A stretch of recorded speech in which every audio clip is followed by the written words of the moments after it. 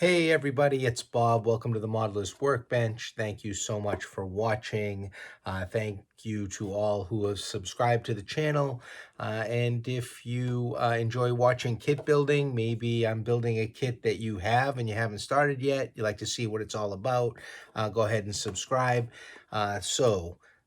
Today's project is the Mills Sal Manila's Egg Wholesalers. The stickers on upside down in this box here. So this structure here is actually a structure on the Franklin and South Manchester, George Celios's layout. So this is kind of a copy of that building. And if you like the building and you want a piece of the Franklin South Manchester on your layout, it's not a bad little kit to get started with, rather than some of the bigger ones.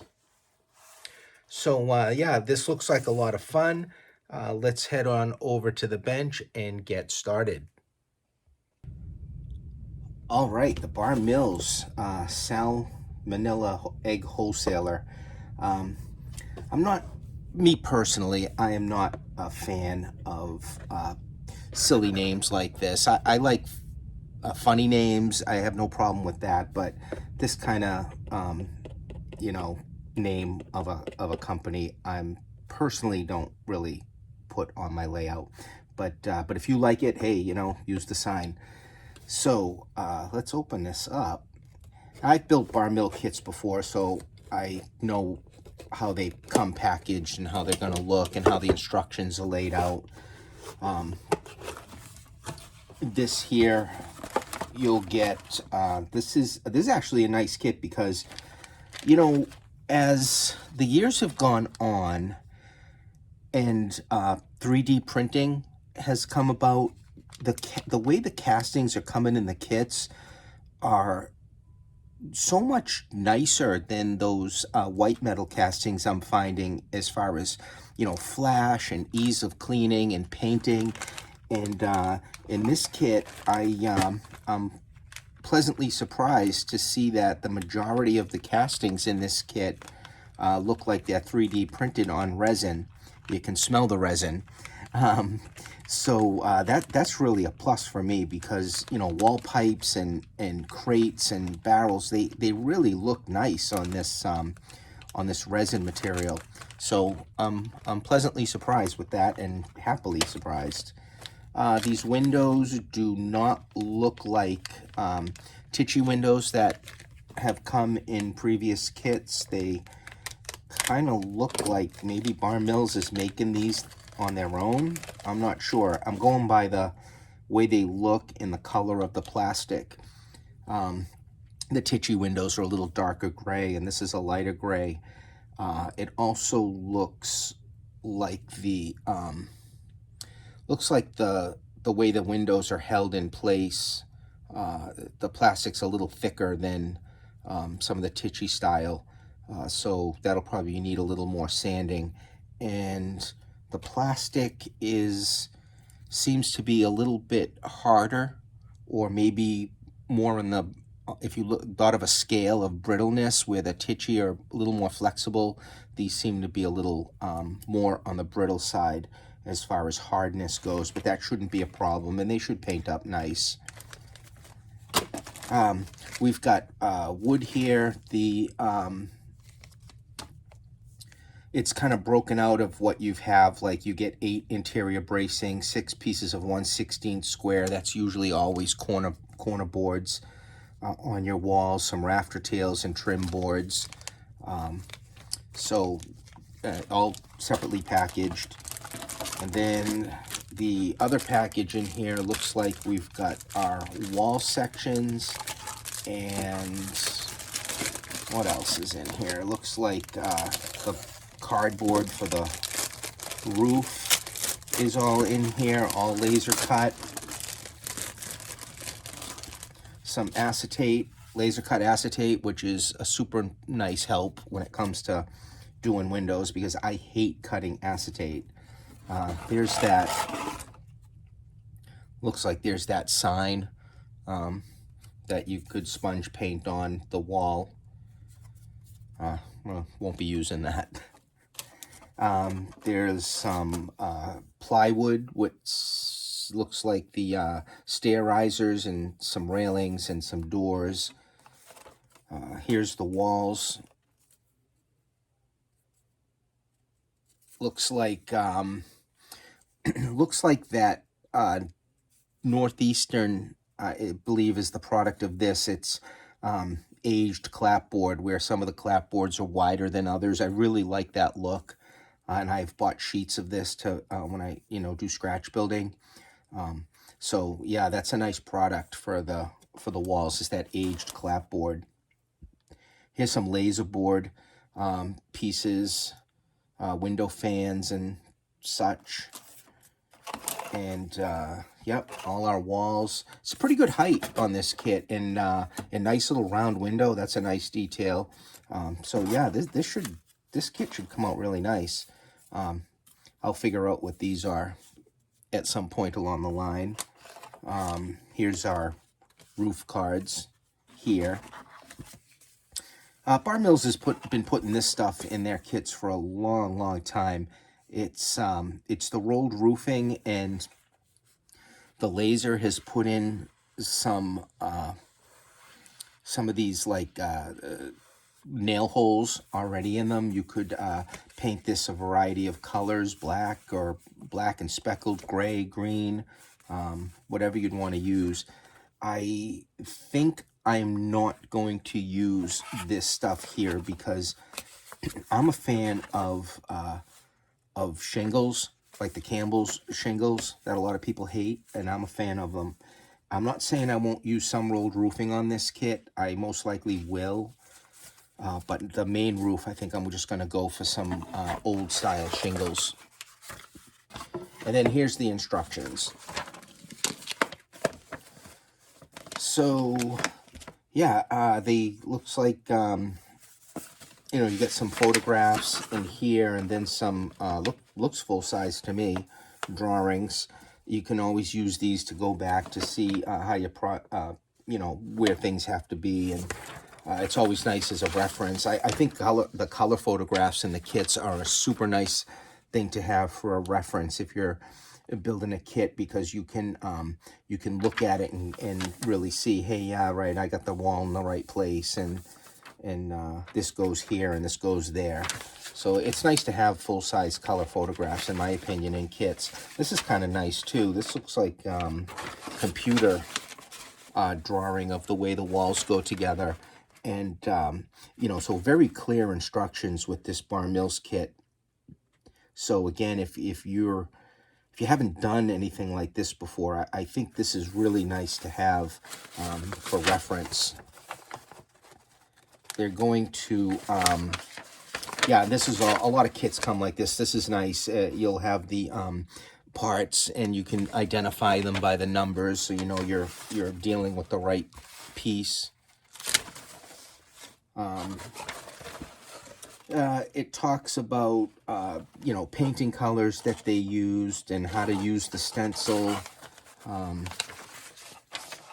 And then I think we're on page 11 before you get to the let's get started page. So we've got page 11. We got all beautiful reference stuff all here for the kit. And then, 11 pages in, we've got the beginning instructions. And then look at Bar Mills writes, use the diagrams as a reference, right?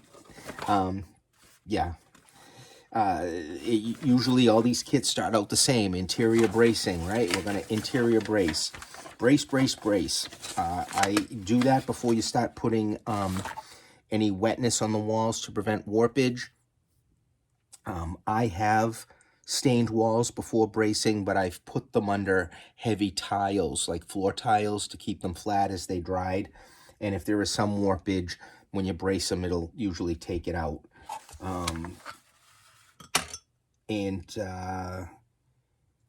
It looks like, just some really nice drawings here to keep in mind of when you're doing your corner trim, where the corner trim will go, how it has to be cut.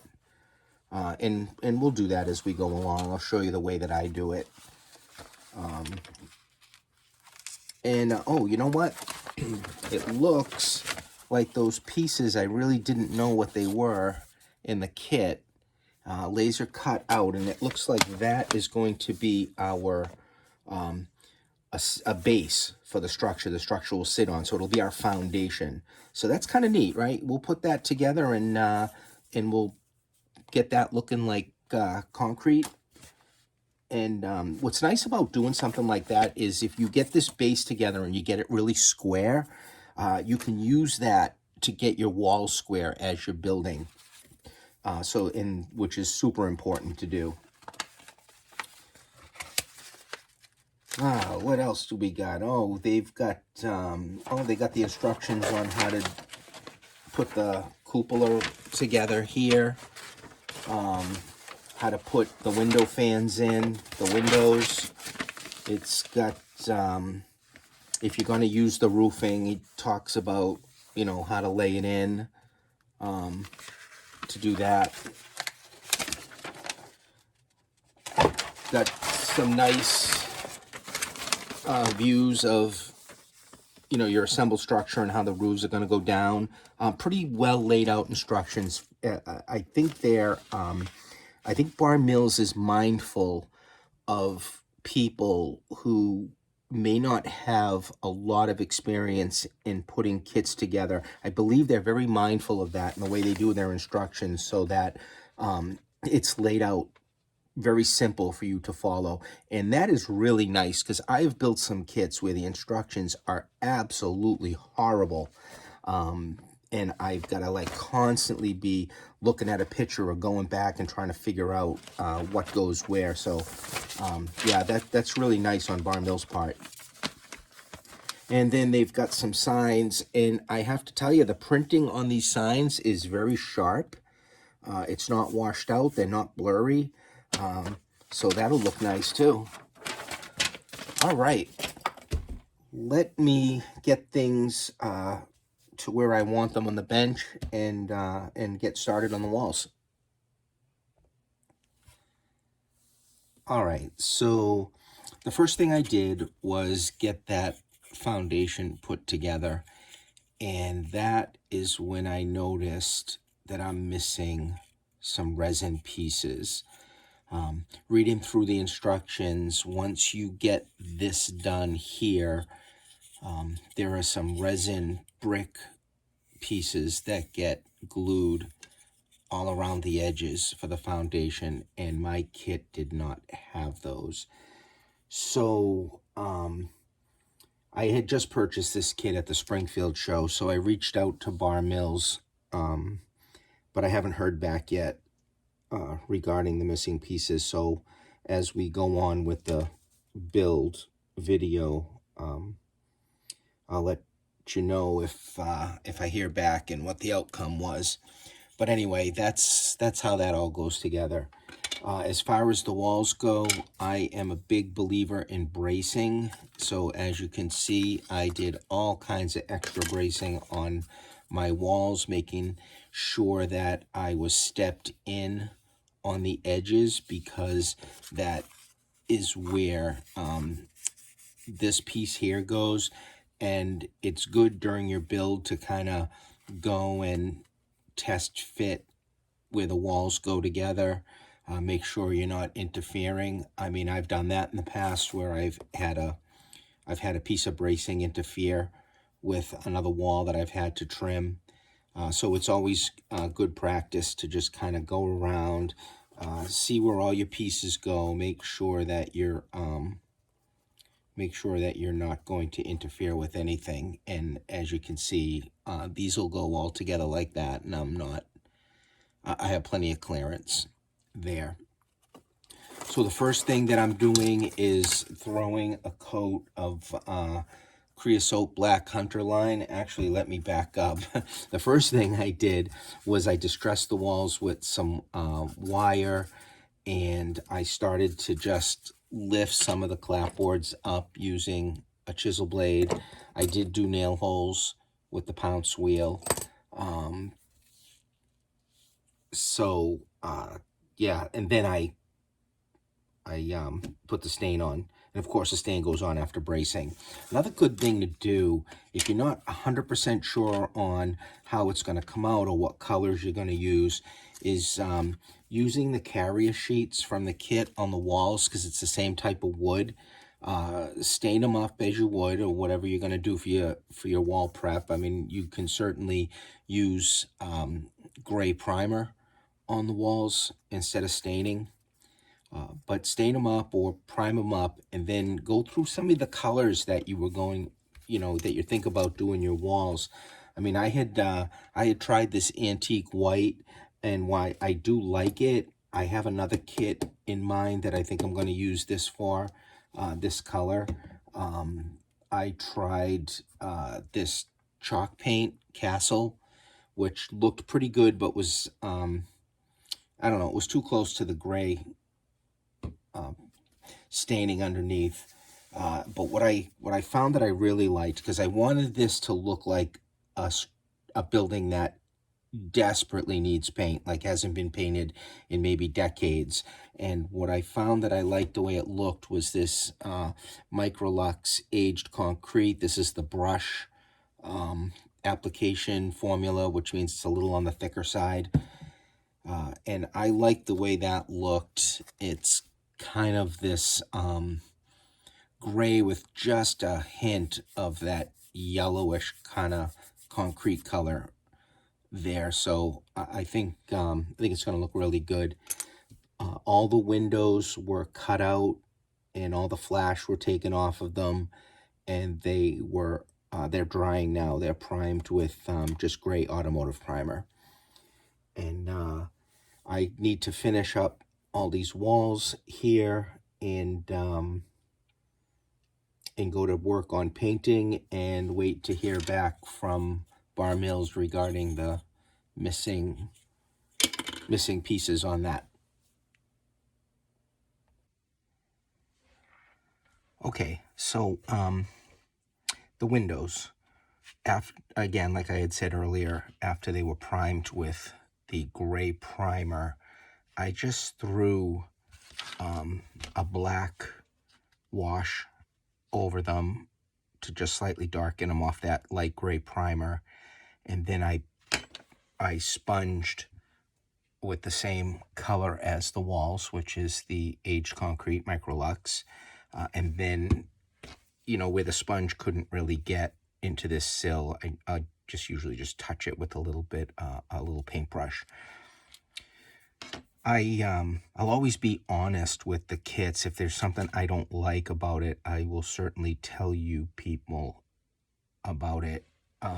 And with this one here, the first big thing I didn't like was the window glazing. Now, at first it was laser cut, so I was pretty happy to see that. However, the windows themselves, the laser cut acetate was too big to fit properly in the window openings. And with these windows, the top part of the window is sunken in compared to the bottom. Trying to lay that acetate on didn't give me a proper surface, because again, it was a little too big. So what I ended up having to do using the chopper was cut these acetate pieces in half, and then go ahead again and trim them side to side and top to bottom, so that they would fit in properly in each of these areas of the window. And I hate acetate. It's just part of the builds I don't like, but I had to do it. So that took me a while, a lot longer than I wanted to on the build, but I did get them all done, got all the acetate in. I sprayed some dull coat on them because I like that look. If you like them to be real clear, nice and clean, then don't spray dull coat on them, but I like them to be a little bit dirty. So that's what I did. As far as gluing the windows in, I kind of talk about this glue all the time, the canopy glue. I like using it. It will glue the plastic to the wood rather well. I know some people have used the tacky glue with good results, but I just like using what I know is working for me, and I don't have an issue with it.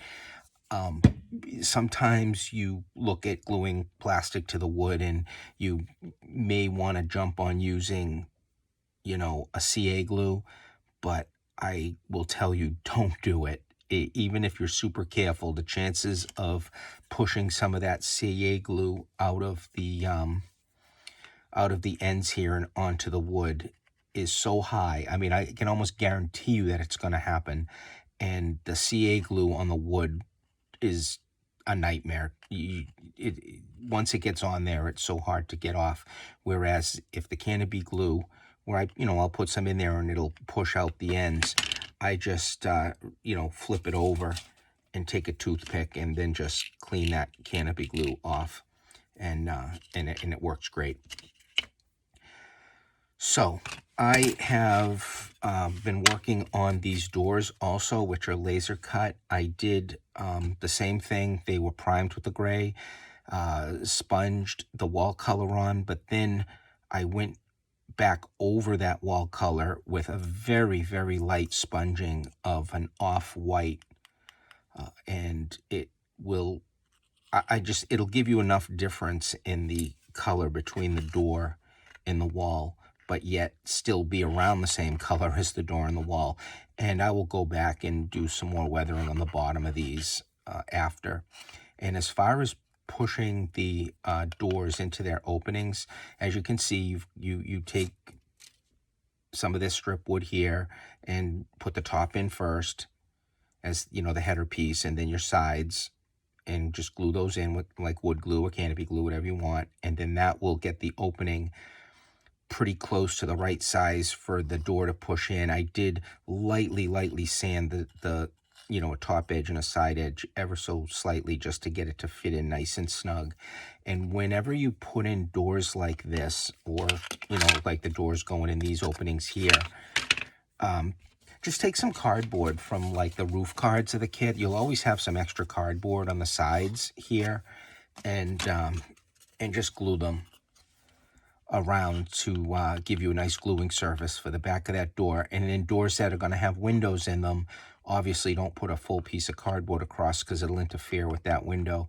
As you can see here, I just went around the perimeter of it, and it gave me a nice gluing surface. Now, the windows here are laser cut, and on board like this. So you can see the large doors take these two pieces of the window. So you've got this insert here that will go in the hole of the door, like right into here, and then the outer framing will go on outside of that, and then you can put some acetate in the back of that. This material is a sticky backed laser, so it'll stick on it. Now the stuff's pretty good for sticking onto it, but I have never 100% trusted it to not dry out and then run into issues down the road. So I'm always wary of that. So for just a little extra insurance, even though it's the sticky back, I will just put just a small smear of canopy glue onto the sticky parts, and then push it in, and I'm assured that that's never going to dry out and fall off ever. The back part where it's does have the stickiness, the acetate will usually just grab right onto that pretty well, and you shouldn't have a problem with it. So that's what I worked on for that. The next step will be to finish everything, work on all your walls when they're flat. If you want to put some signs on it, if you're going to use this stencil, do it while things are flat, rather than when it all gets together. It's a lot easier. Oh yeah, and then these top round windows, you've got like three pieces. You've got a circular piece that gets glued into the hole like this, flush, and I've done those two. And then after that, this piece here I'm gonna glue to the back, like, you know, just kind of in back here, and then you're gonna have another piece, a trim piece, that will glue onto the front like that. The instructions are a little vague when they show you how these go in. It's almost like when you look at it, you'd almost think that you're just pushing the window. I can't find it in here, but it's almost like you're just putting all of this on the outside of the wall.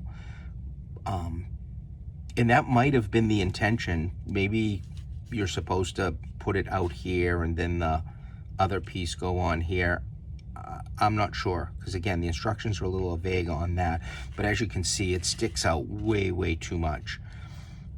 So just thinking about it, it seemed obvious to me that this here will go in behind, and then this ring on the top like that, and I think it'll look much better.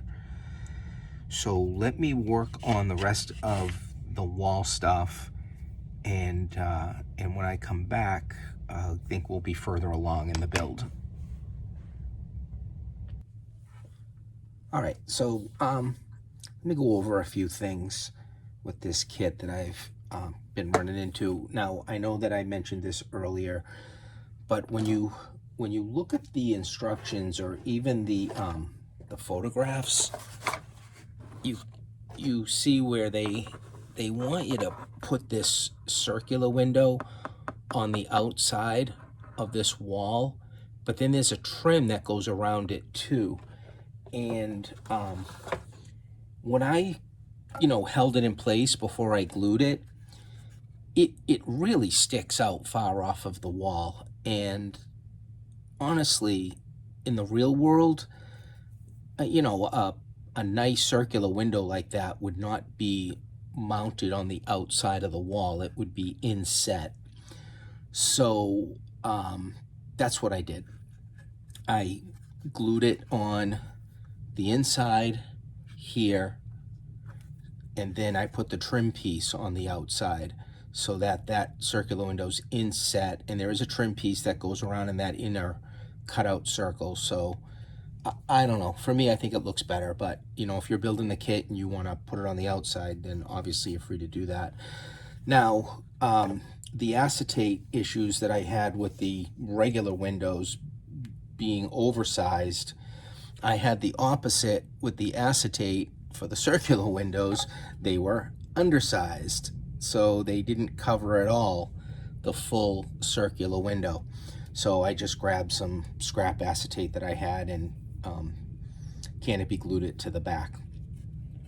The other thing, if you're going to build this kit, there are some things that the instructions have you do. So for instance, before you even do any bracing on this wall here, they have these laser cut pieces that they want you to glue on to the inside of the wall before you put the bracing on. The reasoning in the instructions, it says that to strengthen this part of the wall, you don't need it. This wall is just as strong as any other part of the wall, near the peak, and I'm doing the bracing, so that would have just added a little interference with my bracing. You just don't need them. And it's the same thing with this top piece that goes on the roof that I started to put together here. These side pieces, they're as fragile as you would expect them to be for this size, but not overly so. And the instruction said that, well, because they're fragile, you take these pieces here and they're sticky and you put them onto the back of this to strengthen it. And I had done that, but when I went to start putting them together, I noticed that this was really causing me issues, getting in the way. It wasn't the same exact size as this. It was overhanging a little bit, and I said, forget it. So I just peeled them off. Again, you don't really need them. Just handle the pieces delicately. You should be fine. If for whatever reason you snap this in half or break it, it's gonna glue together fine. You'll never see it if you glue a wall piece together. That's what kind of happened when I noticed with this. I didn't notice it before, but there's a tiny little piece of the wall that broke off here. But after this is all together, I just have a small piece from the carrier sheets that I cut out, and I'll just put that in there and fix it up. It's really no big deal. All right, so let's move on to another issue that I ran into, and that has to do with the regular size doors. So the kit has these laser cut trim pieces that I had in the sheet. I had painted up, I had run some wood grain on them because it's smooth, and they looked pretty good when I got done with them. And when I went to put them over the door like this, as that's how they go, I realized that these were laser cut too narrow. They're not wide enough. So you're basically, if you line it up with the edge on one side of the wall, the other side's, it's just not wide enough, so it's pushing into where the door is. So these were useless to me. So the fix for that was I just got some scale 1x4 that I have. I always have scale lumber around. I do scratch building, but also it comes in handy when you're doing kits. So I painted up some 1x4, and then I just trimmed around the doors myself with the 1x4. The two side pieces in first, right to the top, and then this piece across the top here. And then I took another of the 1x4, because this door is 100% done, and then I put it across the top. So the top's got two pieces of 1x4, and the side just has the one. So so I did that, and it's obviously looks better and where it should be. The window shades are just paper. Use construction paper, anything you want. The doors, I had these things here, Venetian blinds that I had gotten at a show, and I cut them and just put them behind the doors. Just looks nice. I think they look good. So let's move on to when you put the walls together. It's good practice, if the kit design allows it to put one side like this. This is a great tool to have. I got it at Micro Mark. It's heavy. It's 90 degrees. It's really good to put when you're gluing your walls together, to put them up against it to kind of start to keep them square while it dries. But it's good practice to do one side like this, square, the other side, square, and then when you go to put them together, you're just gluing them like this, and it'll be fine, nice and square when you do it this method. When I had done that Pressman's radio, that video, the way that the kit was designed, it wasn't going to allow me to do that, because I had that storefront to deal with, and I kind of had to put the two side walls on off of one. But any other kit that's kind of like allows you to do it, it's good practice to just do them like this. So the next step on this build will be to start putting the walls together like this. The other thing I like to do, I don't like to glue my trim boards in before I get the walls together. So with this, the two sides went in, and then I glued the trim board in long. And then if you lay it down, you can take your razor blade and run it along that roof angle, and then just come right down and knock it off. You get a nice cleaner trim, corner posts that way. So that's my preference of doing the corner posts. I wait till after the two walls are glued together.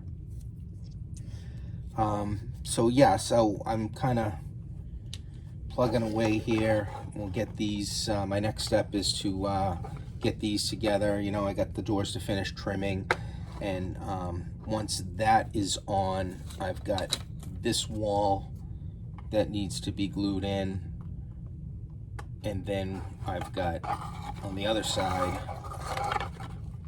we'll have this upper wall that gets glued in like that.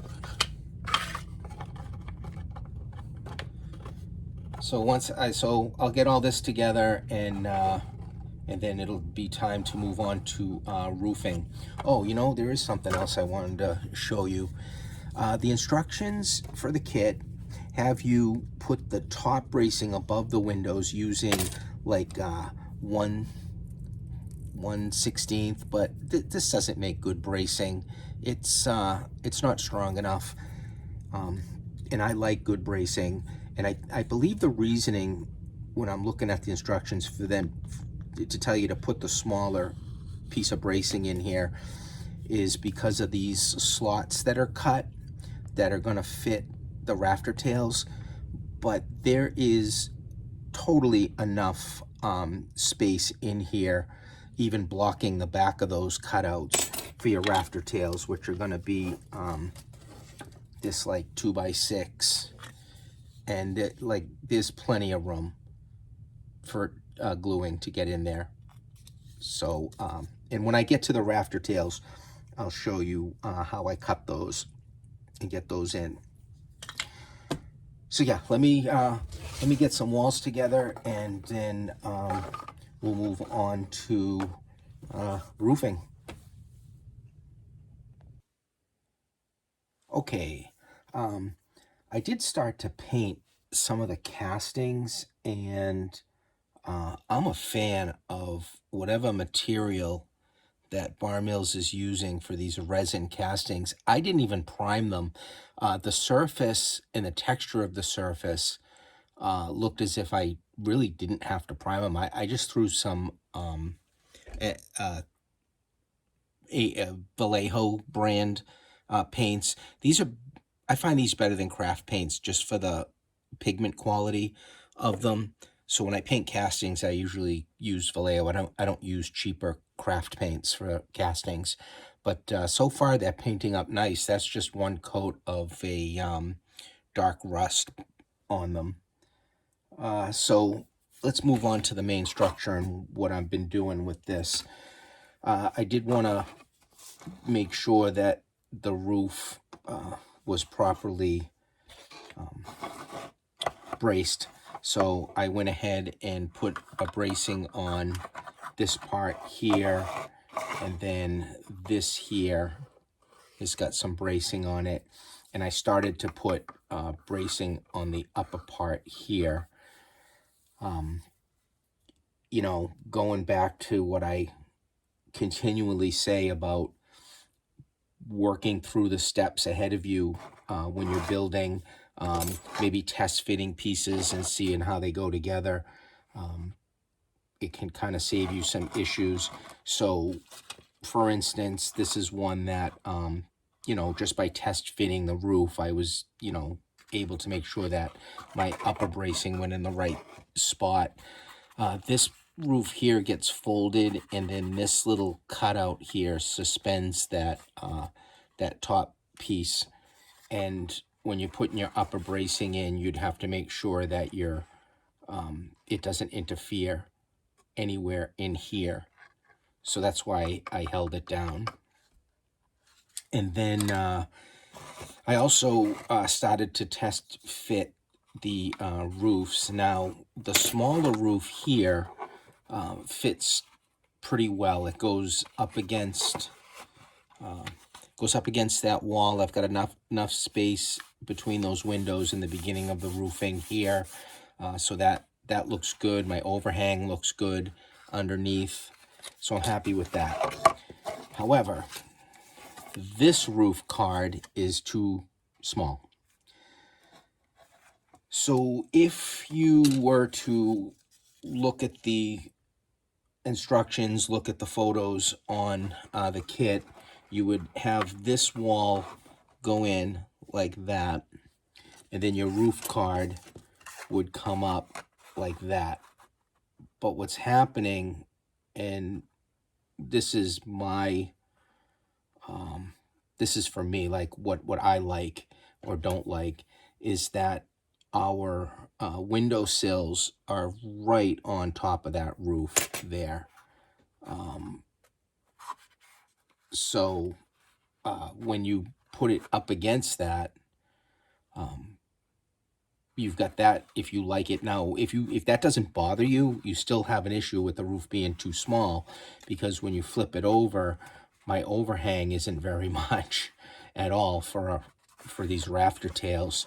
What I was thinking of doing is getting the roof up under the wall so that the wall would sit down on top of the roof like this, and that would give me what I feel is a better look along the bottom where these window sills are.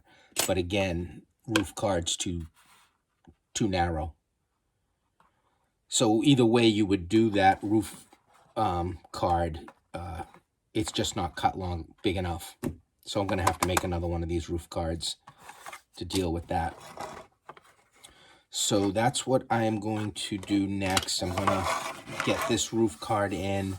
The bottom of the card, I just painted the same color as the walls, which is the same color as the trim. It's all pretty much a monotone type of structure. And I will get this card going here. And then I'm gonna do two types of roofing. I'm gonna do shingles up here, and I'm going to do that rolled roofing on the two bottom sections. So yeah, let me continue with that, and then we'll check back in and see my progress. Okay, so this is what I'm doing with the new roof card. I put the roof card in with some just a roofing material on it, so I'd have the right thickness. Slid that under, dropped this wall on top of it, okay? And then I clamped everything straight in on that wall, and I'm gonna let that dry. Then this roof card here can be pulled out. And then I'll work on the roof, slip it under, and all should be good in the way that I like it. After that, a little bit more bracing on the top, and then I'll move on up to that upper roof. All right, so I've got the two lower roofs on. Pretty straightforward. I cut my new roof card here for that lower one. The roofing material that comes in the kit, like when we did the unboxing, is this stuff here. What I did for this color was I didn't even spray any primer on this. I just, using a sponge, I put some grimy black, and then dry brushed on top of the grimy black some antique white here. After all of that was done, I installed them onto the card, and I finished the weathering with these pan pastel. This is raw umber, so that was just brushed on, and that's the color that I got. And I'll put some patches on. As far as the rafter tails go, I do like the design that Bar Mills does by having the notches cut in. It makes putting the rafter tails in pretty easy. You just cut them out of the scale 2x6 that's included, and you just cut them and put them into the slots that are up there, glue them all up. So that I do like that design. Now, some kits will come with a little drawing for you to cut the rafter tails. This one did not. However, it's pretty easy. And you can do this on kits that maybe don't have rafter tails and you want to do them, you can cut them. But this kit happened to come with the full drawings. And all you do is pick which roof you're going to be doing, because each roof is a different angle. Pick which roof you're going to be doing, and then kind of like come out like this to the end. Follow that roof guideline on the full length drawing, and then you can see where the sidewall comes up here. Well, you just take line that up on your roof, and then just take your straight edge and you can cut him right out following that vertical wall, and you'll get rafter tails. And if you cut them long, you just take a nice pair of sharp nippers like this, and then holding it like that, you can just snip them all down. And then you can go back and hit the cut ends with a little India ink or stain. Now the top roof card is glued in, and the center is folded down. I put some black in here because the windows are large on this top piece. You can see inside, and I kind of wanted to darken up that little top piece that goes there. I had been working on. It's pretty straightforward walls. It's delicate, so be careful.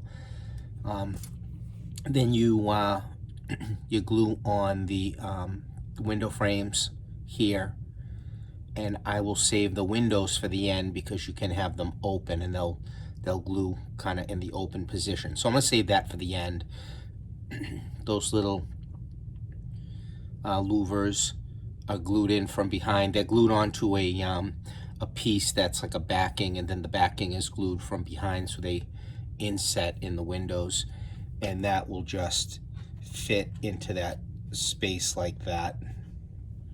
That's how that'll go. Now this top roof, I'm using the either you love them or you hate them rolled Campbell shingles here. These shingles you will find on many of the fine scale miniatures kits. I do like them.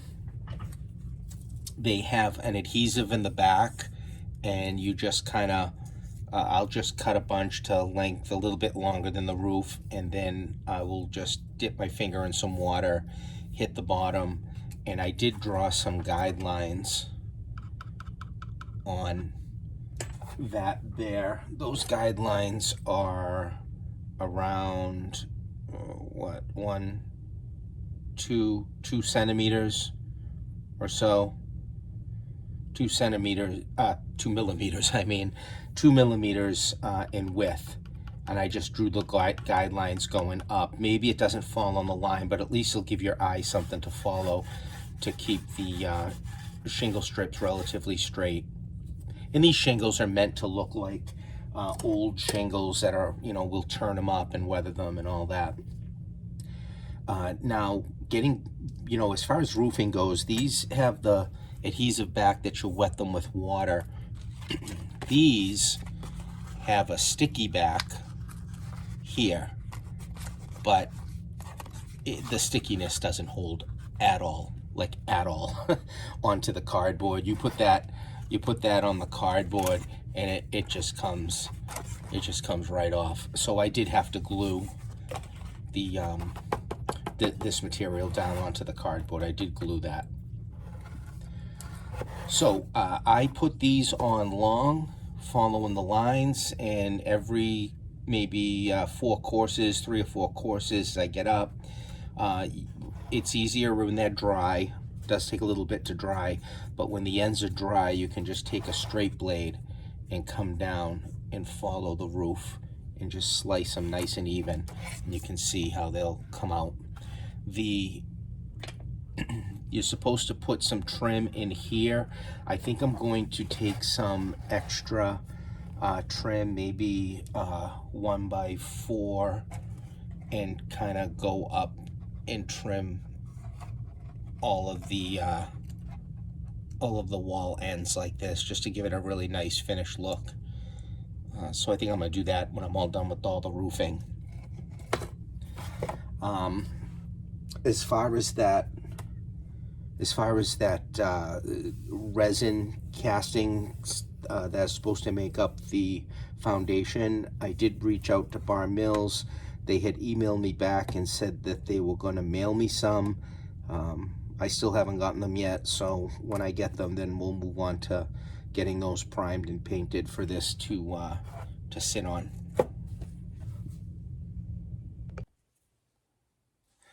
So the way that I would recommend when you do roof shingles, regardless if they're these Campbells or not, and you have a roof that has, something like this on the top of it, dormers or what have you, is to, get that dormer or whatever you may have glued onto the roof. Now, let's say you've got a dormer and it's pretty similar to the way I treated this here. I knew where this bottom edge of this was going to be, and I shingled up past it so that the shingles would be underneath this edge here. Same with the dormer. If it comes down, shingle up so your front edge of the dormer can be on top of the shingle, so the shingle goes under. It just looks cleaner that way than butting it up this way. It's the opposite on the sides. So I glued this in. Okay, I got the roof done on this separately because I didn't want to fuss with it when it was on top of the roof. But I got this glued down where it was supposed to be, and now I'm taking these strips here and using a pair of scissors, I square the ends up, and I will put them right up against the wall. And that is going to give you a cleaner look in these edges here. And when it comes time for me to paint or stain these, I'll be really gentle when I come close to here, because number one, I don't want to get this soaking wet. I also don't want to get any errant paint on it. So, I have used just a real small fine brush when I try to color anything close to these here. So, yeah, that's what I'm doing here, is getting all of these in. And then as far as the cap goes, I've said this in another video, I think it's a great way of doing roof caps because of the material and how thin it is. But you know how there are two types of paper bags you can get out there? The kind like, maybe when you're a kid, you used to have your lunch in a paper bag. That paper is thicker. Then there are some bags out there that you'll get that are paper that are really thin.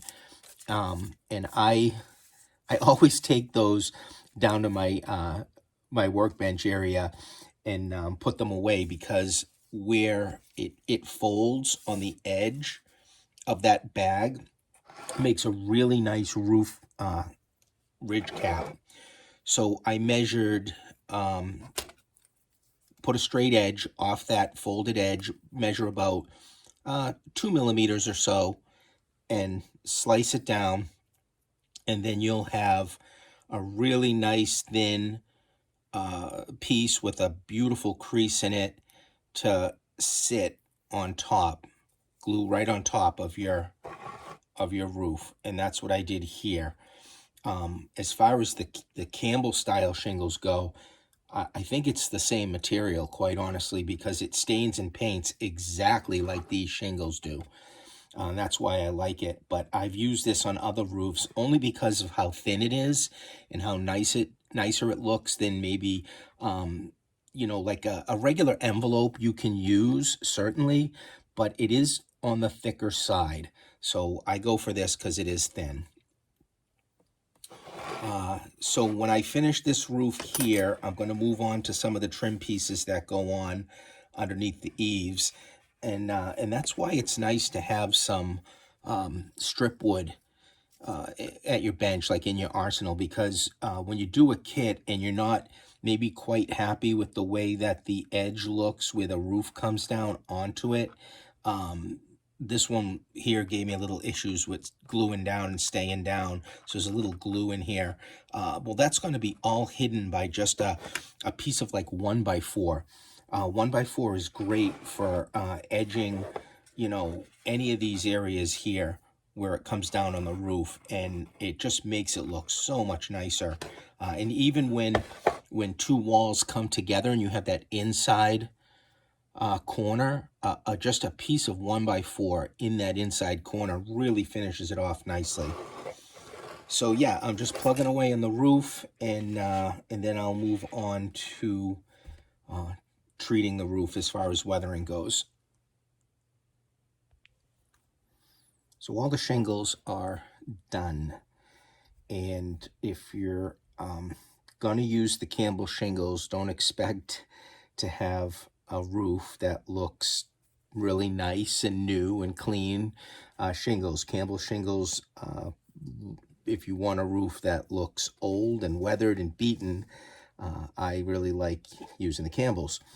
So once all the shingles were put on, I then took a chisel blade and went up and started to twist lift all the shingles up. Okay, getting them peeled up. After that, the way I weather these is kind of the way that George Selios will describe in the instructions on his kits. However, those float quill paints with the that they weren't water based, and I think you'd use the diasol to thin them out. And I remember the float quill paints when I was a kid. Unfortunately, I haven't had a bottle of those in a long time. They all dried out. So you have to use the water-based acrylics, but the technique I'm doing is the same.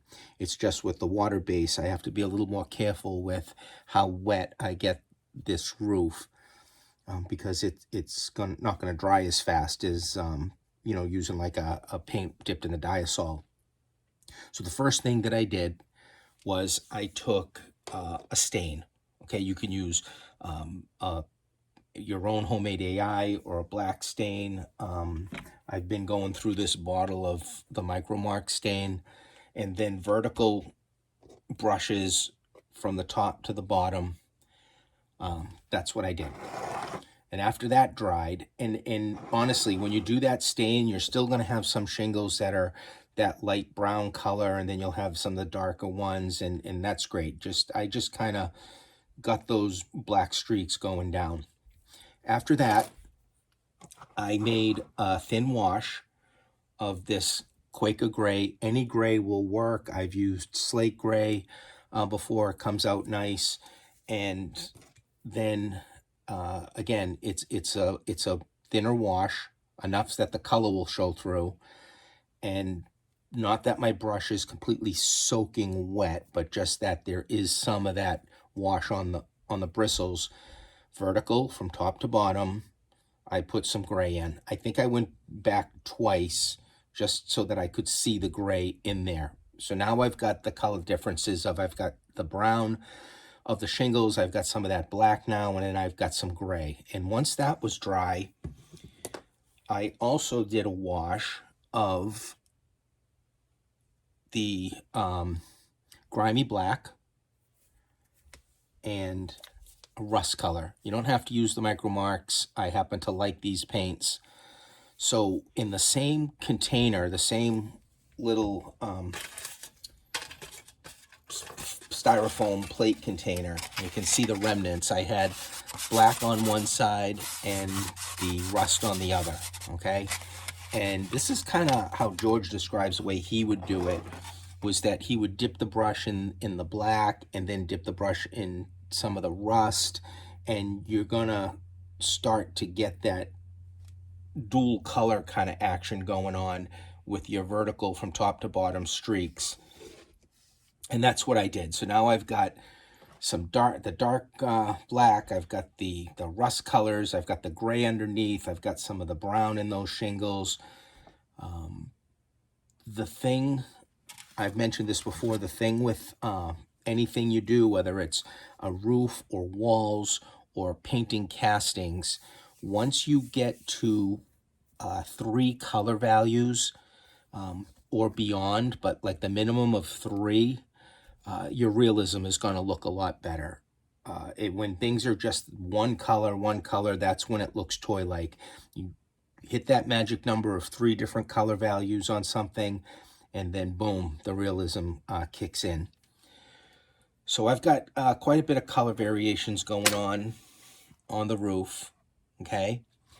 The last step of that roof is because I've done the washes, a lot of the lifting that I did starts to come down.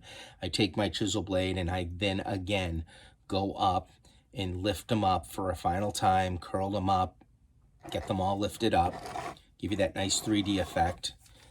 And then I just took a white paint. So this is just acrylic whitewash, and this is dry brush.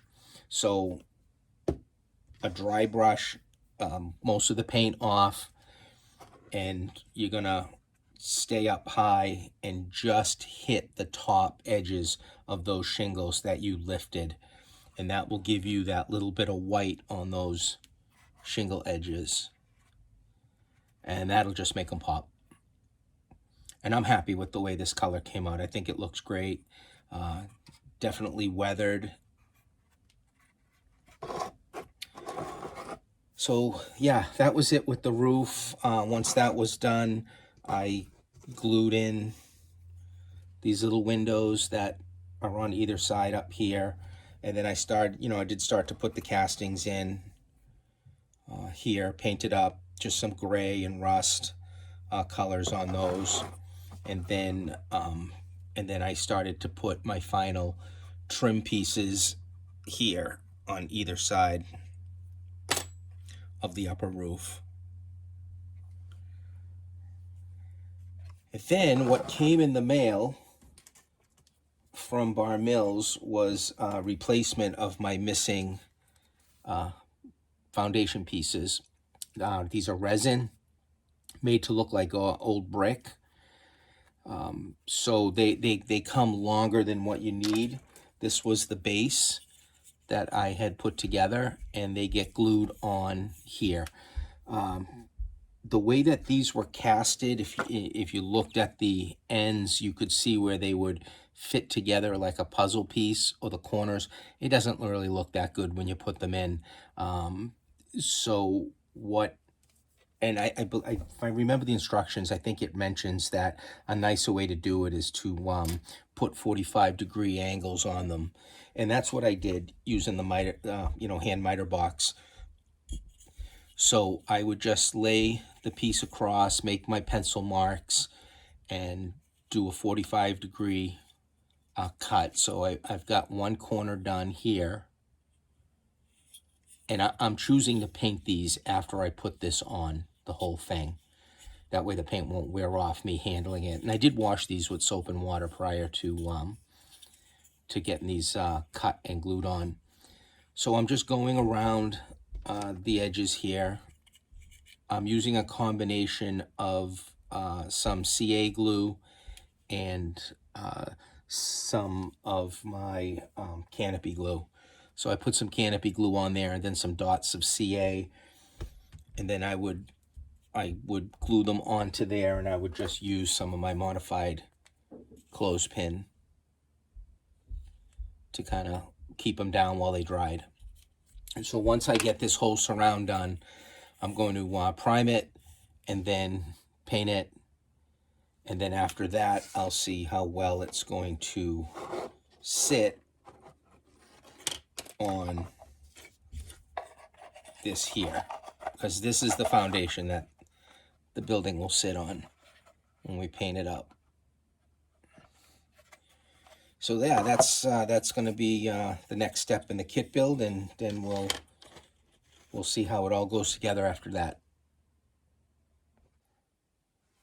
All right, so with the foundation, got that red oxide primer on it, 2 coats, dried, and then I went and took various colors of, like a brown in a watered down black, and went and hit some of the individual bricks. After that was dry, I sprayed it with a dull coat, okay, clear flat actually, because the mortar is water based, and any of the acrylic, spotting of the bricks that I did would just wash off. So I sealed it with the flat. Then I made my own mortar wash. I've talked about this in other videos. I kind of like doing it. What I do is I grab just some of this Easy Sand patching compound. I think if you own a house, usually you have something like, a small bag of this to do wall repair. And then I just put, just a spoonful. No, no real accurate measurement. Just a spoonful in a little cup. I added some water. I put a couple of drops of just a gray paint in there to make it look like that color. And I used my finger because I can really get it into the little crevices here. And I just pushed it in, okay? Just went around, pushed it in.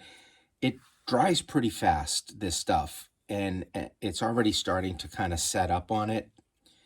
And when it dries, I'll be able to take a damp paper towel and wipe the faces of these bricks off, and I can get that mortar left. You can see I'm not even using a damp towel yet. It's been about maybe 3-4 minutes that I smeared that stuff in there, and just taking my finger and starting to wipe across the face of the bricks. It's coming off that brick face. And I'll let it dry, and I'll go with the damp paper towel, and I'll further wipe off and see what it looks like. It should look pretty good. And, at the very end, if I want to darken it up or do whatever, I'll just use some powders. But yeah, so that's where I'm at with the foundation. Obviously, it'll sit under the main structure when I'm done.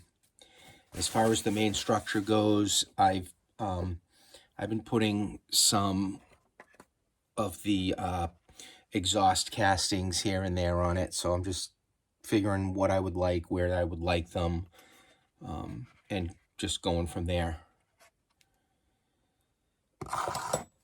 So let me finish this up, see what else I want to put on the structure for castings, and I'm saving things like the lamps over the doors and this little window that'll be open. I'm saving that for the very end, because with me manipulating it on the foundation, I just know I'll knock something off. So it was pretty straightforward. Once I got the brick foundation glued, to that wood, all the corners, I just used some canopy glue and glued it up underneath the main structure. When after I had done that mortar, it was way too light. The whole thing, the bricks, the mortar, it was just on too much on the lighter side. So I did 2 washes of just an acrylic grimy black wash, just grimy black paint and water. I did a couple of washes of that to darken it up. And then I just mounted it on this piece of plywood. So I started making some stairs that came with the kit, the little stair risers, and glued some boards to them. So I got this one done. These are the lamps that came with the kit. However, I did use those whitish beads I got at Michael's for the lamps. I've talked about in previous videos. Just any of these titchy style lamps, go to a craft store, get yourself some whitish colored beads. These are more of like a mother of pearl color. Glue them right up underneath. Makes a nice little large lamp, I think. So I got a couple of those done.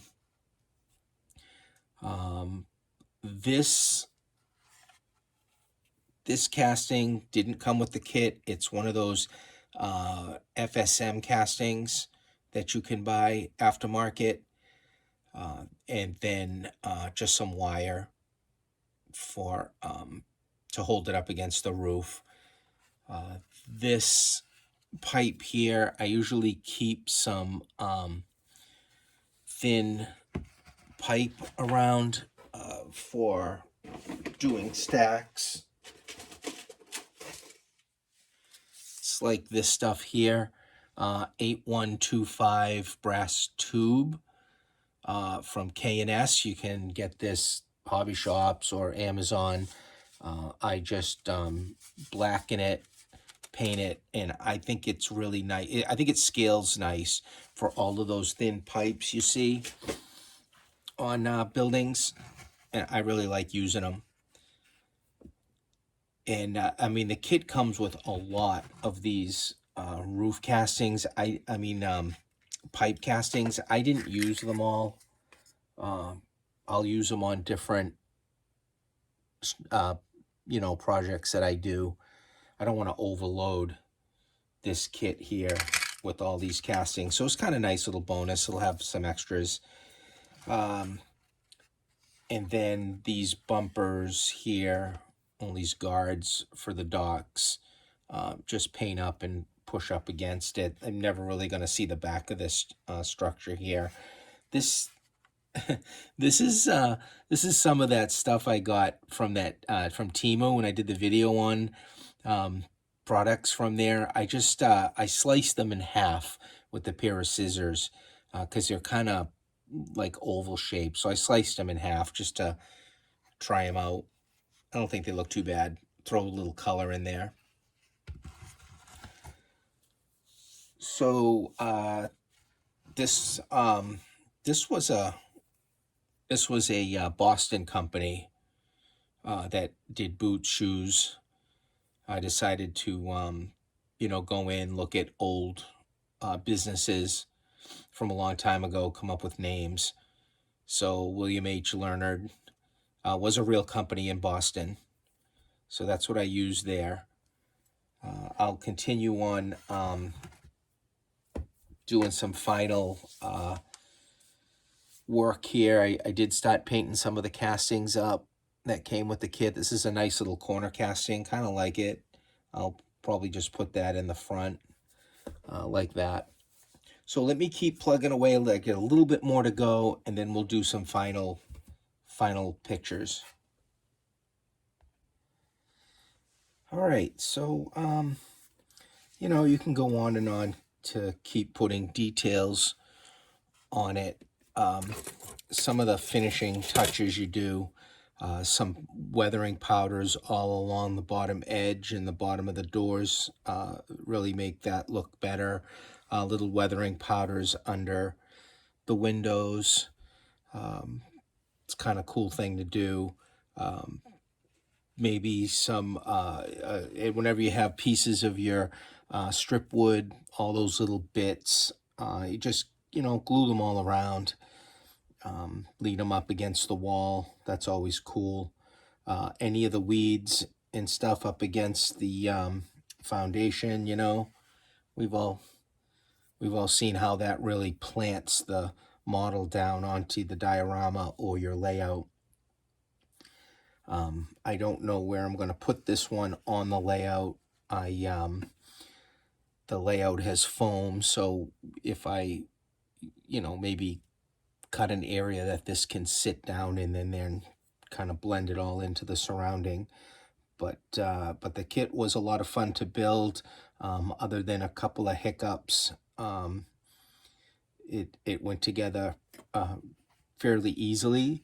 I think this would be a fantastic kit for somebody who's maybe built a couple of small ones and want to move up a level and then get a piece of the Franklin South Manchester on your layout without having to dive deep into those larger kits that George put out.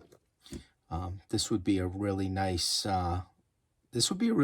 kit, actually, if you maybe have only built one or two of them and you want to build a bigger one, because it's not overly complicated, but has some fine details that, if you're patient and careful, you'll be really happy with results, such as I really like this top area here with the windows that are a little open, and the vents that sit inside.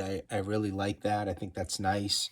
Um, the resin castings on this kit are great. I'm really a fan of those. And as well as the foundation, the brick foundation, it's weathered and looks old, paints up easily. So I really like that. These oh, one thing I did want to say, when you have things like this, so this piece here is resin, and in the kit it was bent, like warped, had a curve to it, and a couple of seconds on my heat gun on low softened this up so much that I was able to straighten it up easily to put them up against the building. So if you have any castings like that or resin, just hit them real lightly with your heat gun, and it seems to soften them up rather nicely. So yeah, that's the Sal Manila Mills kit reimagined as the William H. Leonard boot, shoes, and rubbers building.